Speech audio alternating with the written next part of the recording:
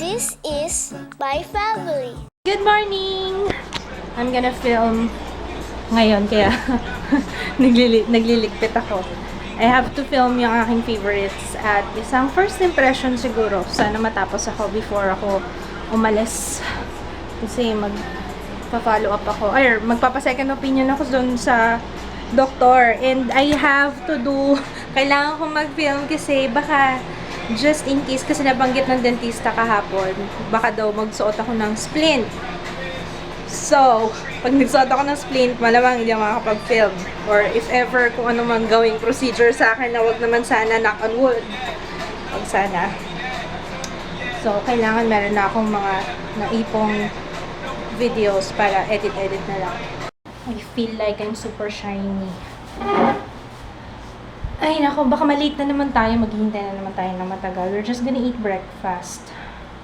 Nagsangag ako. Naku, magagalit na naman si Papa sa akin. Nangangalay na naman yan. Wala eh. Wala akong magagawa eh. Wala naman di kami kumain. Hindi, kailangan ko magsangag kasi nilagay niya sa ref yung kanin. Ang bilis mapanis ng kanin ngayon sa sobrang init. So yun, hotdog ang aming pagkain na naman. Hindi pa rin kami makapamalengke kasi nagbago ng schedule ulit si Papa sa pasok niya. Ang hirap kapag gano'n. Hindi naman ako pwedeng ako lang mamalengke. Hindi nga ako pwedeng mabuhat. I feel so inutil. Ano ko nga? Sabi ko kasi naka-curl yung lashes niya, oh. Naka-curl, di ba? Kahapon naka-blush on ka. Doon sa side na yun din. Na-makeup ka pag tulog ako, no? Natural.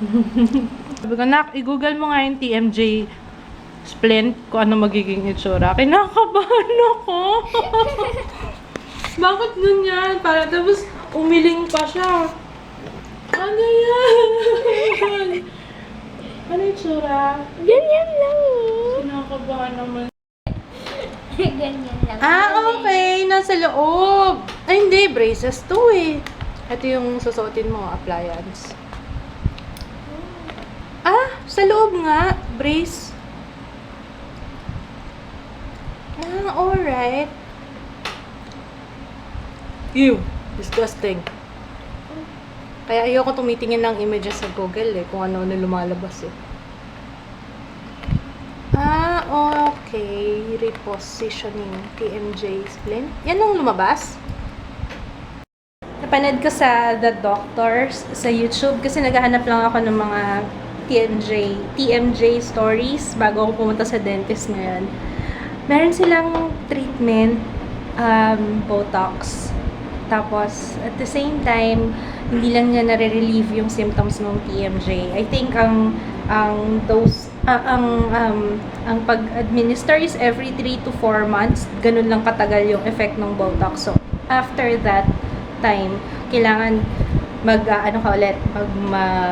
another dose ulit ng Botox. Tapos, ang effect niya, gaganda yung yung shape ng face mo. I like it. Sabi ko, magkano kaya yung Botox mo? Mahal naman yata yung Botox na yan. Pero isipin mo, gamot na siya sa TMJ. Pero hindi pa naman ako diagnosed hindi pa ako diagnosed na merong TMJ. Just in case lang. Pero maganda yun yung shape daw ng face.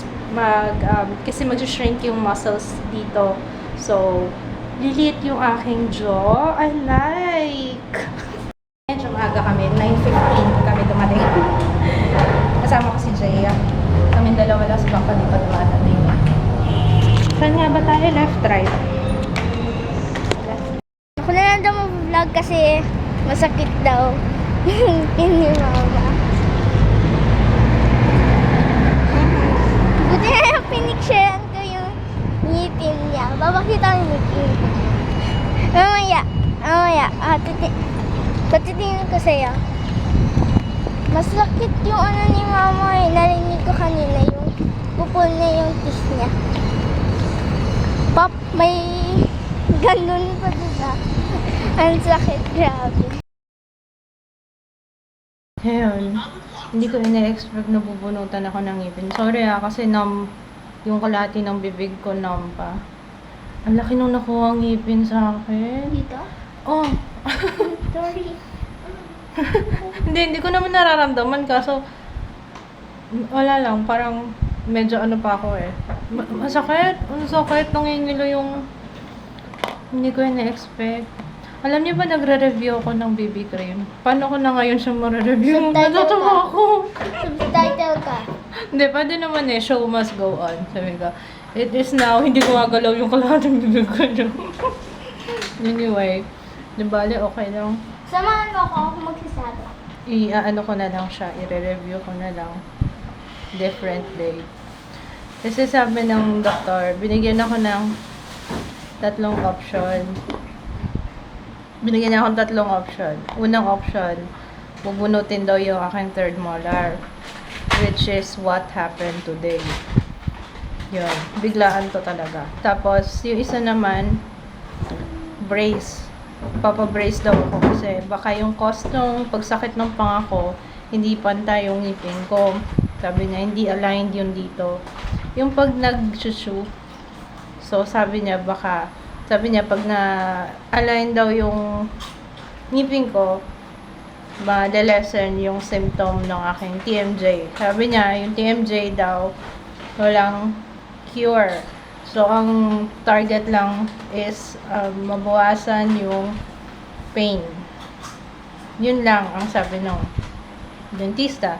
So, sabi ko naman, ako, hanggat okay na sa akin, kahit kung bubunutan ako, yun na lang muna unahin. Kasi, mamaya magpa-brace ako, tapos yung pain nandun pa rin, di ba? So, unahin na muna yung pinakamadaling gawin. Sorry, tumutuloy yata yung laway ko. May kasama pang dugo. Sorry. Numb talaga yung bibig ko eh. Kumahain nga ako ice cream eh. Parang init ng ice cream oh. Dito sa part na to, malamig. Dito sa part na to, mainit yung ice cream. Parang kumakain ng mainit na sabaw. As in, mainit na mainit? Hindi naman. Na yun, nakbuksan mo yung balcony. Tsaka yung dumudugo pa. Ang laki nung, yun nga, ang laki. Nagulat ako. Sa laki ng object. Gusto ko nga kunin, kaso ang dami na kasing baka siningit lang ako. Na-close mo na lang yan. Siningit lang kasi ako, gusto ko nga kunin yung ngipin, kaso nahihiya ako kasi ang dami na nung pasyente dun sa labas. Kaya mo na nga, basta may picture naman no. Nung February, diba tinanggalan ako ng dito sa taas. Maliit lang yun. Ito malaki. Kaya expected ngayon no, tuloy yung tama na nga, magpahinga muna ako kasi dugo na dugo eh. Mamaya na ulit. Pandaldal ko na naman eh. The best talaga kayo, yung mga suggestions nyo sa Bean Boozled. Pagpasensya nyo na yung mukha ko, hindi ko alam kung ano itsura ko. The best yung mga suggestions. Nagagalit si Papa. Yung panga ko daw baka.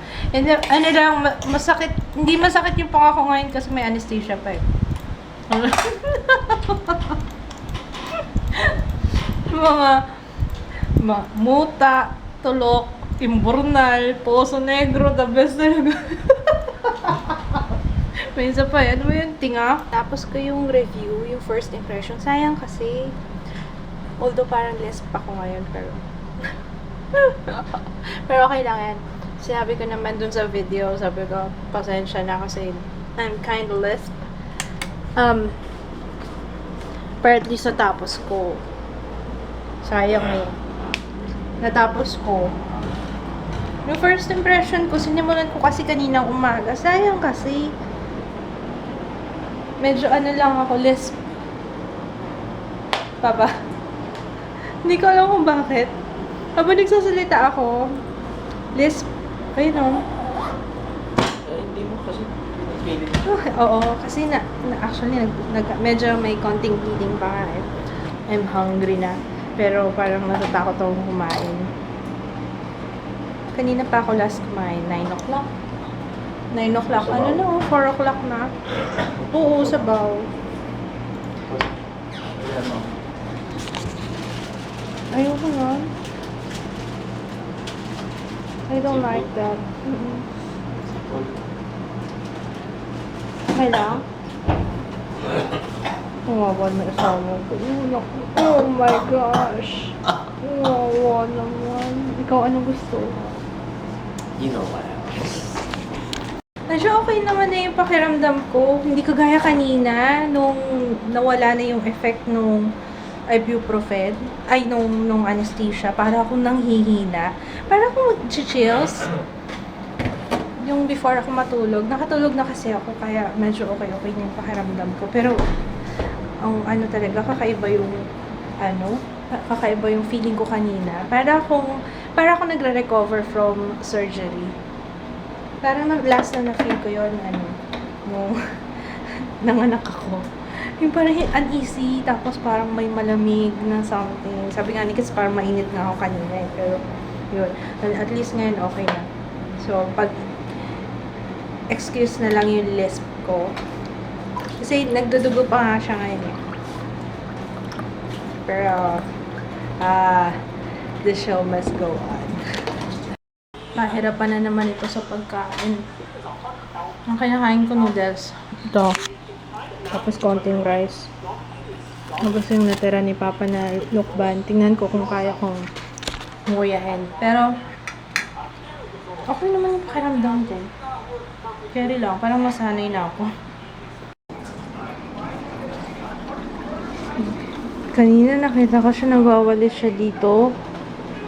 Hindi, naghuhugas naman ng pinggan. Ang bait-bait ng baby ko. Kasi ayaw niya magpakis sa akin eh. Kasi may rotting flesh daw yung mouth ko. Kadiri. Natatakot pa akong mag-toothbrush. Maya-maya magta-toothbrush ako. Pag ganitong bagong bunot yung ngipin ko, takot ako mag-toothbrush eh. Kasi, oras na nga to tumigil magdugo? Siguro mga 5 p.m. na. So, 6 hours, dugo ng dugo yung teeth ko. Nung natulog nga ako, tooth ko pala. Yung gilagid ko. Kanina natulog ako, nakanganga ako eh. Para sabi ko, para matuyo. Nag-order kami ng Chicken Joy kasi ayaw magluto ng laman. Joke lang. Chicken burger? Chicken lang. Chicken Joy. Bumili kami ng Chicken Joy kasi gutom na ako. Tamad si mama dito. Joke lang. Ayun, hindi ako makapagsalita ng maayos ngayon. Mas masakit siya ngayon. Wala na kasi yung effect ng anesthesia, tsaka siguro nung gamot. Hindi pa ako makainom ng gamot kasi hindi pa ako kumakain. Ayokong kumain. Nabubusog na ako sa sa dugo. Akala ko kanina di na siya nagdudugo. Nagdudugo pa rin siya kasi nag-spit ako eh. Meron pa rin. Ang hirap. Mas masakit to compared dun sa tinanggal dito sa taas ng last February. Mas masakit to talaga. Pero naiiyak na nga ako ngayon eh. Pero hindi. Okay lang naman. Ina-entertain ko na lang yung sarili ko. Pero it really hurts. Yeah, I can't talk. Anyway, bukas na lang ulit, magpapahinga na ako. Na-edit ko naman yung video, yung Q&A. So, okay lang, yun lang naman ang mga kaya kong gawin, mag-edit. Pero hindi ko pa. Kanina okay pa yung pakiramdam ko eh. Kasi wala na yung anesthesia, kaya anesthesia tsaka yung gamot. Kaya, yun. Isang pangat ng panlasa ko. Tapos, basta yun. Sana tomorrow will be okay. May mga nakita akong greeting, nagpapagreet sa comments sa vlog. Ko na lang, i-greet ko na lang kayo tomorrow. I-greet ko na lang tomorrow ha. I cannot speak para ang pangit ng salita ko ngayon, pasensya na, hindi ko alam kung naintindihan niyo ako eh, pero tomorrow na lang ulit. Good night guys. Sana tomorrow will be okay. Good night! Night, baby! Night!